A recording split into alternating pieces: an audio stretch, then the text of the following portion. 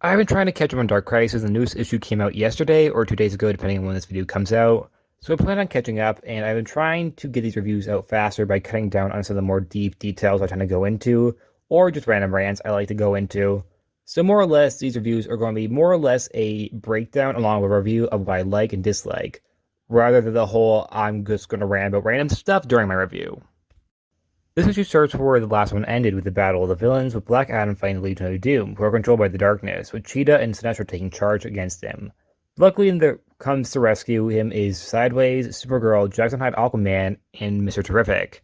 They grab Black Adam, and Sideways opens a portal to get them out of there. When they get back to the Hall of Justice, Nightwing scolds Black Adam for going after the Legion of Doom for help, believing that the Legion of Doom can actually defeat the darkness, while Justice League can't.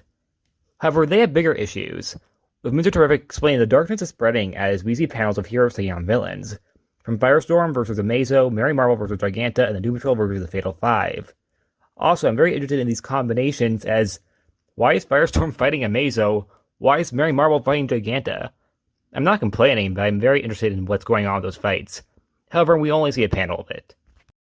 Nightwing calls Oracle to tell every single hero to come to the Hall of Justice, with the only ones that we know that are safe at the moment being Black Adam, Nightwing, Batgirl, Supergirl, Jackson Hyde, Aquaman, Sideways, and Mr. Terrific.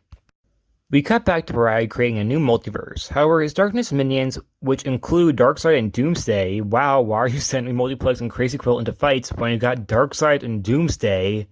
They end up saying that they don't believe that it's over. They believe that Hal and Barry are going to succeed and become a problem for Pariah. Even Pariah himself doesn't believe so. Which kind of implies that Darkseid, in a way, is kind of disobeying Pariah's orders, which Pariah even makes note of. So perhaps that might come into effect later on, or perhaps this would be a throwaway line. But I do find it really odd, though, that he does have Darkseid and Doomsday by his side, yet is sending Crazy Quilt to fight the Titans. That is a little bit odd to me. I understand that it's probably for a big reveal later on, or in this very issue, like we're about to get into, but still, I thought that was a little weird. We cut to Batman Flash fighting on Earth's Batman, as Hal witnesses it not being able to control his ring at the moment.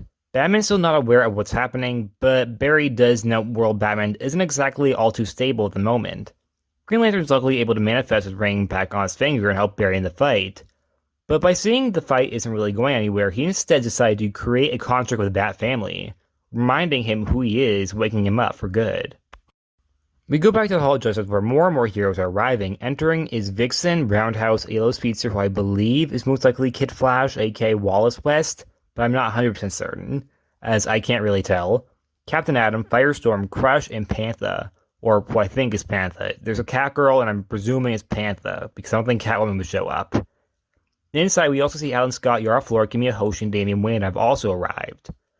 We also see a quick panel of a new character, that being Red Canary.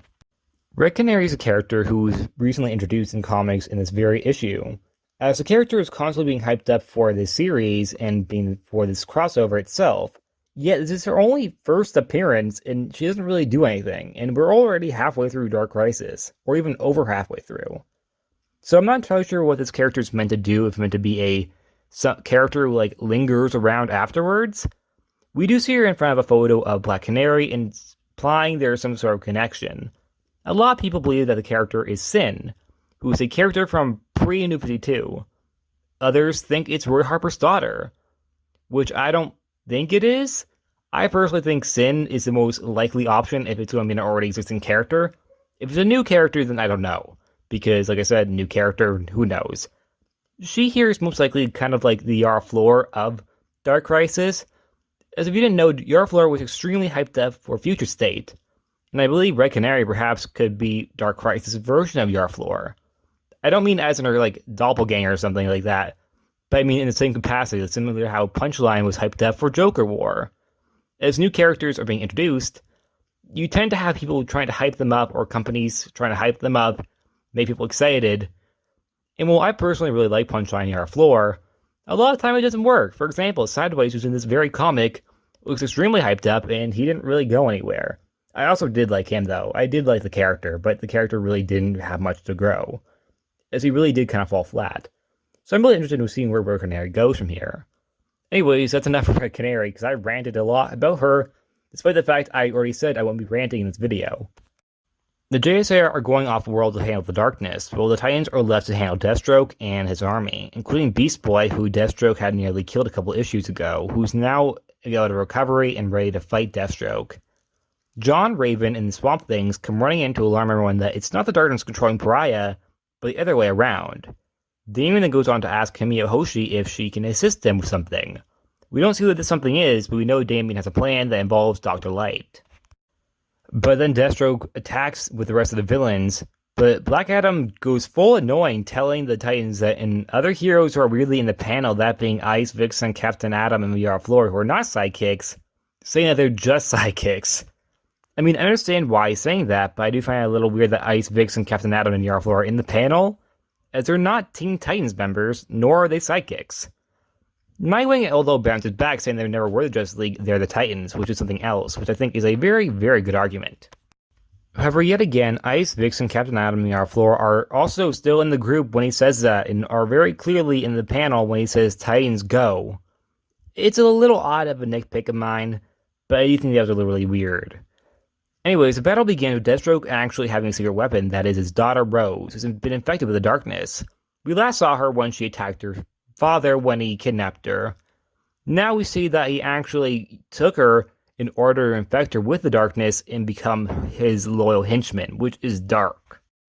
Meanwhile, Batman, Hal Jordan, the Flash have rescued Wonder Woman, and now they're in Superman's fake world trying to save him, only to learn that he's well aware that this world is fake and knows a way out, and that's by working together. Pariah outside sees that he's starting to lose control over the fact that a lot of these worlds are now being destroyed. And they try to take Joe and Kyle, who he's kept prisoner, into their own worlds, only be stopped by the Justice League and their new looks. I really like some of them, and I don't like some of them.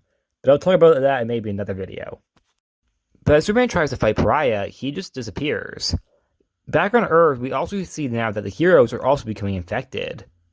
Nightwing, with the help of Yara Flor and Black Adam, attempt to get to Deathstroke, but then the real big bads show up.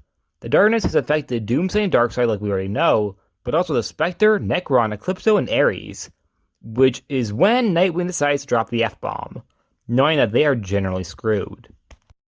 And that's the end. I really like this issue. I do like Nightwing being front and center a lot more than John Kent. However, I am curious on what Dr. Light and Damian's plan is, because we didn't see them in the final battle. We also didn't see who got infected and who didn't. We saw that Roundhouse did and a couple other Titans. We don't know if perhaps Ice did, if Captain Atom did, if Mr. Terrific did, or if anyone else did. We do know that Yard, Nightwing, and Black Adam weren't, so that's probably important. And I also presume that Damian and Dr. Light's plan is also pretty important, so I'm interested in that. And that's it. Like always, please like, subscribe, and see you guys next time. Bye!